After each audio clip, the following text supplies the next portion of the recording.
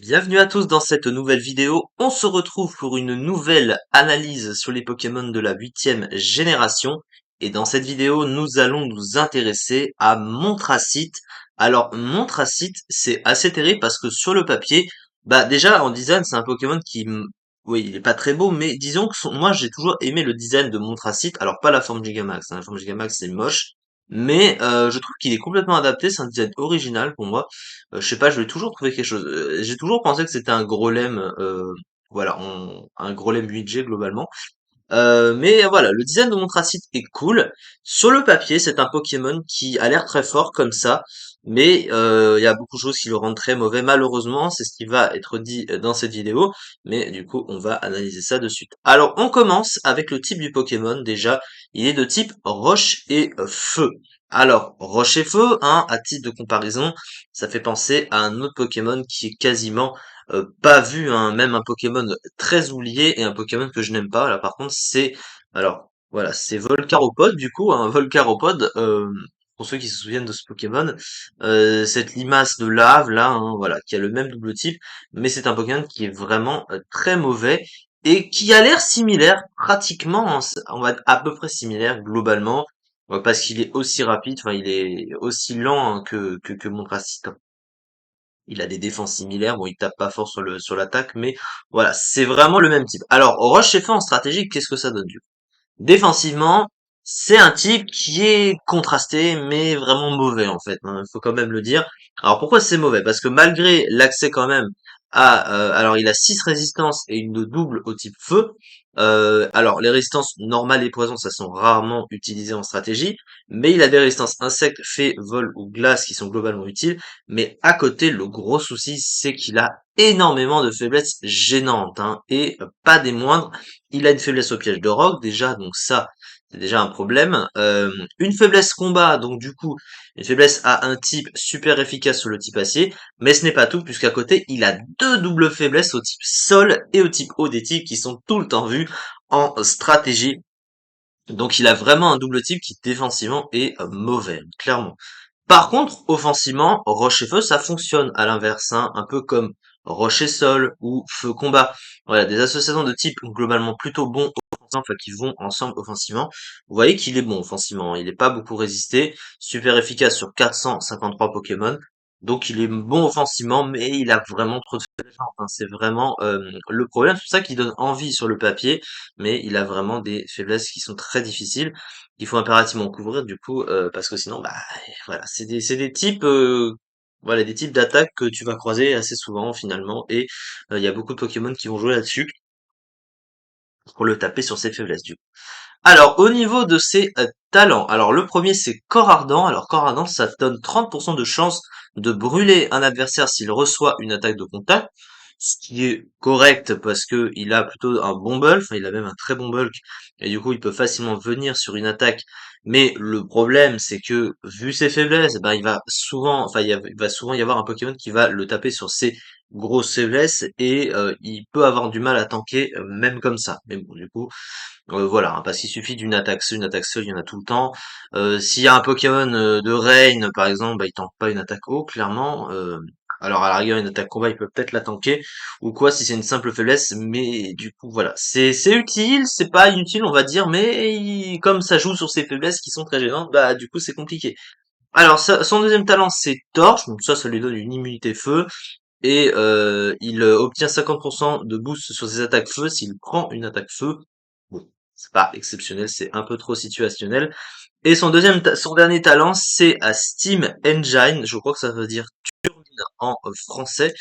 Si je ne dis pas de bêtises. Voilà, turbine. En gros, eh ben, quand il est touché par des capacités de type eau ou feu, sa vitesse augmente énormément.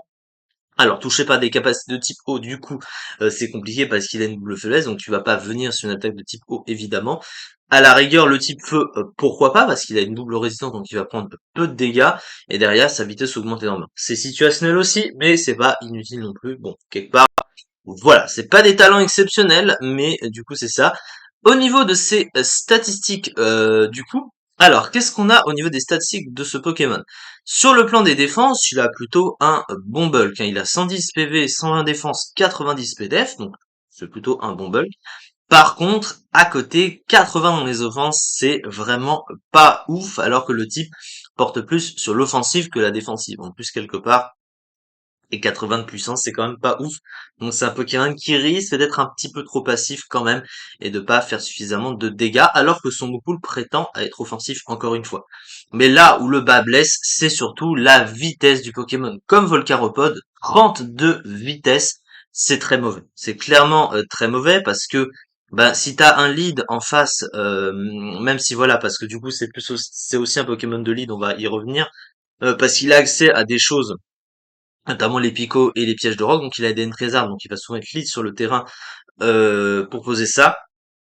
Mais 30 de vitesse, il suffit par exemple d'un Prédastérique qui va peut-être être plus rapide et derrière il va pouvoir le menacer avec une ébullition. Alors même s'il peut pas se faire brûler, ça fait quand même une double fête, donc il peut être gêné par rapport à ça. Et comme il va pas taper très très fort, le Prédastérique va pouvoir venir pour se soigner. Il va pouvoir l'empoisonner, il va pouvoir le bloquer globalement. Donc de vitesse, c'est quand même très compliqué face à des leads défensifs en face et de manière générale, même pour exploiter son potentiel offensif, c'est pas ouf. Alors maintenant, on va s'intéresser au Bull parce que finalement, bah sur le papier, il reste correct parce que bon, il a quand même un bon bulk, il a des offenses qui sont passables, mais sur le plan du Bull, bah il a un Bull qui donne envie, hein, parce que la plupart des Pokémon de type feu ou roche comme lui ont un bon move. Surtout sur le plan offensif, on voit qu'il a énormément de moves offensifs, autant sur les stats que sur les options de coverage. Alors il possède sur le type feu pratiquement tout globalement, il a bout de feu, lance-flamme, déflagration, point de feu, canicule également. Il a aussi tacle-feu. Alors tacle-feu pour un Pokémon lourd comme lui, parce que bon, on voit le Pokémon impressionnant qu'il est, il pèse 310 kilos. Ce Pokémon c'est presque autant que Galaking, je crois. Donc c'est pas mal. Il a Heavy Slam, pareil. Il a ensuite Séisme, Telluriforce, Cavalerie Lourde, donc des attaques. Il a le coverage sol, les attaques acier, les attaques roche évidemment. Il a notamment Rock Blast qui peut servir à passer les clones parce que ça tape plusieurs fois. Il a éboulement également. Il a lame de roc évidemment. Donc il a le Edgequake du coup plus les attaques feu. Donc c'est à dire que son coverage prétend, enfin il touche tous les Pokémon avec son coverage. Il a aussi accès à ébullition, donc c'est surprenant, mais pourquoi pas. Et à côté, ben voilà, globalement c'est à peu près tout sur le plan offensif. Sur le plan du soutien, il a des choses utiles. Alors il a accès aussi à tout rapide qui permet de retirer les entry hazard. Il a tout rapide plus les pièges de roc, les picots. Donc ça veut dire qu'il a du hazard control, mais le problème c'est qu'il est très lent. Et encore une fois, il lui suffit d'un Pokémon venant sur ses faiblesses, qui soit plus rapide, même pouvant le tanker ou le dépasser, du coup, et pouvant venir sur lui. Et c'est génial. Il y a aussi Feu Follet également. Par contre, il a pas de bonbon de boost, donc ça c'est un petit peu triste. Effectivement, il a même pas malédiction. Il peut pas se booster. Donc voilà, donc ça c'est un petit peu dommage. Donc il reste très passif ce Pokémon. En l'état, du coup, avec ses moves il a vraiment beaucoup de potentiel offensif avec ses moves, mais il n'y a pas grand chose qui va le détacher parce que il n'a pas le soutien adapté, qui peut pas se setup et que ses dégâts sont vraiment pas bons alors qu'il aurait mérité de l'être. Et au final, ben le reste, on a vu qu'il y avait d'autres soucis à ce niveau-là, au niveau des faiblesses notamment, et sa lenteur. Alors ensuite, sa fiche stratégique, un très bon bulk physique, un moupoule de support intéressant, avec notamment un accès au piège de roc, au pico, ainsi qu'à tout rapide. Il y a peu de Pokémon qui ont les trois en même temps, donc c'est quand même ça à dire. Une très mauvaise vitesse et des statistiques offensives médiocres, un double type mauvais défensivement, lui octroyant une faiblesse au piège roc, mais également une double faiblesse au type eau et sol. Voilà pour mon Tracite. Malheureusement, il est bas dans les tiers, sans trop de surprise. Il est ZU. Et 28e seulement, à peine 8% environ. Donc quand t'es à côté quand même de Nigosier et Noix de Coco, et même de Sac de Noix, un Pokémon qui est même pas évolué, c'est que voilà, le Pokémon n'est pas très très bon.